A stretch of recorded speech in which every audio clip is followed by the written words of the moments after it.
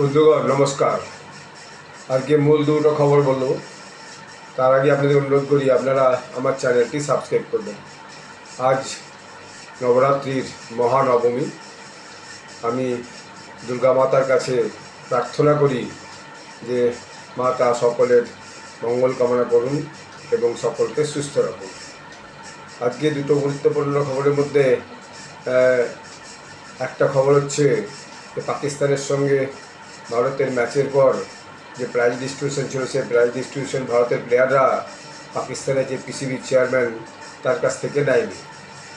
তার কারণটা অবশ্যই যে সে যেহেতু মাঝে মাঝেই ভারত বিরুদ্ধে অনেক রকম কথাবার্তা বলে, সেই জন্যই নেয়নি এটাই বলা হচ্ছে। যাই হোক, পরবর্তীকালে ভারতের যে ক্রিকেট কন্ট্রোল বোর্ড বিসিসিআর পক্ষ থেকে এটার জন্য আপত্তি জানানো হয়, কারণ পিসিবি চেয়ারম্যান যে মহসিন নকভি তিনি ভারতীয় প্লেয়ারদের মেডেল এবং যে ট্রফি সেই ট্রফি নিয়ে চলে গেছিলেন নিজের হোটেলে। আজকে শোনা যাচ্ছে তিনি নাকি ক্ষমা চেয়েছেন যে আমার এটা ভুল হয়েছে, আমার একটা সম্মান আছে, আপনারা সূর্যকুমার যাদব অর্থাৎ ক্যাপ্টেনকে পাঠিয়ে দিন দুবাই, আমি তাকে ট্রফি এবং মেডেল দিয়ে দেবো। যদিও ভারতের পক্ষ থেকে সেরকম করে বলা হয়নি যে যাবে কিনা কেউ, এবং মনে হচ্ছে কেউ যাবে না, কারণ যখন মাঠেই কেউ নেয়নি প্রায় ট্রফি এবং মেডেল, তা আলাদা করে জন্য গিয়ে নেওয়ার কোনো প্রশ্নই ওঠে না। এবং শোনা যাচ্ছে তিনি নাকি আজকে পাকিস্তান ফিরে চলে যাবেন, তাই বোধহয় ট্রফি এবং মেডেল সমস্ত ওখানে রেখে যাবে, এইটাই সবাই অনুমান করছে। এটা ভবিষ্যতে কী হয় আমরা দেখতে পাবো।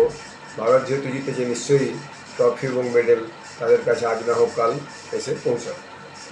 দ্বিতীয় খবর হচ্ছে আজকে বিজেপির যে বৃহত্তর সংগঠন বলা যায় আরএসএস, রাষ্ট্রীয় স্বয়ংসেবক সংঘ, তার 100 বছর প্রতিষ্ঠায় 100 বছর হলো, 100 বছরের পূর্তি দিবস। সে 100 বছর পূর্তি দিবস দিল্লিতে পালন হচ্ছে। সেখানে দিল্লির যে কালচারাল ডিপার্টমেন্ট একটা অনুষ্ঠান আয়োজন করেছেন। সেখানে আরএসএসের পক্ষ থেকে দত্তাত্রেয় ঘোষ বলে এসেছিলেন সহকার্যবাহক, এবং শ্রী নরেন্দ্র মোদীজি ছিলেন সেখানে, এবং সেখানে তিনি একটা স্ট্যাম্প এবং একটা 100 টাকার কয়েন সেখানে তিনি উদ্ঘাটন করেছেন, অর্থাৎ দেশকে অর্পণ করেছেন। এরপর সেখানে তিনি তার বক্তব্য রেখেছেন।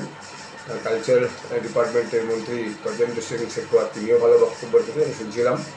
তারপর ডক্টর তেহসগুলো বক্তব্য রেখেছেন। নরেন্দ্র মোদী বক্তব্য থেকে অনুষ্ঠানটি শেষ হয়েছে। ধন্যবাদ।